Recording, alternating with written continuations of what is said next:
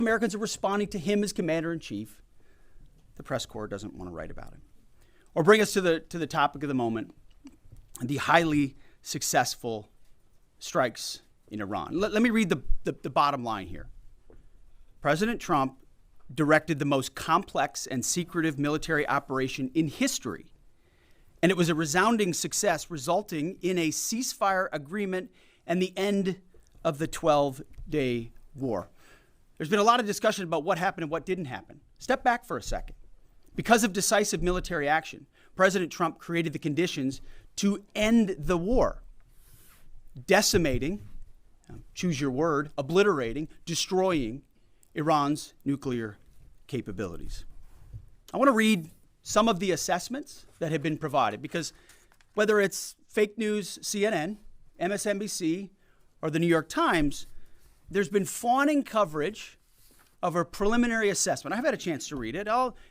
Every outlet has breathlessly reported on a preliminary assessment from DIA. I'm looking at it right now.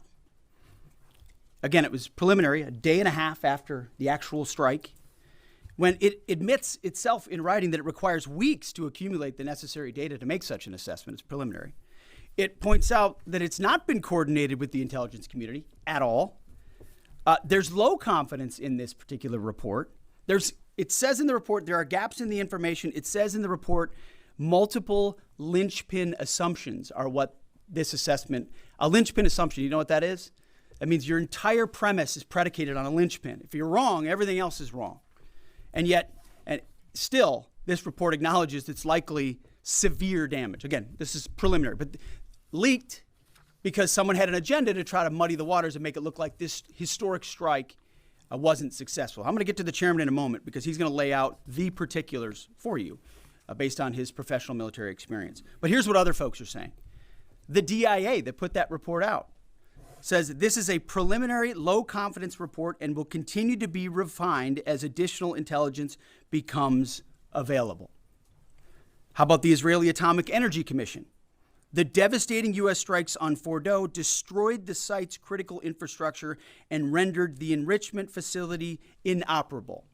Have any of these quotes made their way into the New York Times or the Washington Post? MSNBC? CNN? Any of these quotes? How about this one? This is a new one from the UN, the United Nations. No friend of the United States, or certainly Israel often. Here's the head of the UN Atomic Energy Agency this morning, Rafael Grossi. U.S. and Israeli strikes caused enormous damage to Iran's nuclear sites. Don't take my word for it. How about the IDF's chief of staff? I can say here that the assessment is that we significantly damaged the nuclear program, setting it back by years. I repeat, years. The Iranian foreign minister, the spokesman, our nuclear installations have been badly damaged, that's for sure. I'm sure that's an understatement. John Radcliffe, the director of the CIA, putting out a statement just last night. CIA can confirm that a body of credible intelligence indicates Iran's nuclear program has been severely damaged by recent targeted strikes. This includes new intelligence from a historically reliable, very different than preliminary assessment with low confidence. He's saying historically reliable and accurate source and method that several key Iranian nuclear facilities were destroyed and would have to be rebuilt over the course of years. CIA continues to collect additional reliably sourced information to keep appropriate decision makers fully informed. How about DNI Tulsi Gabbard yesterday? She writes, and I quote, "New intelligence confirms what POTUS has stated numerous times. Iran's nuclear facilities have been destroyed."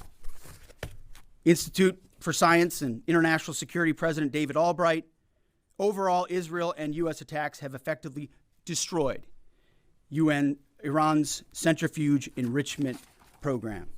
Time and time again, I can go down the list. Those that understand, those that see, those that do proper assessments recognize that what the United States military did was historic. And again, before I pass it to the chairman, because you, and I mean specifically you, the press, specifically you, the press corps, because you cheer against Trump so hard, It's like in your DNA and in your blood to cheer against Trump.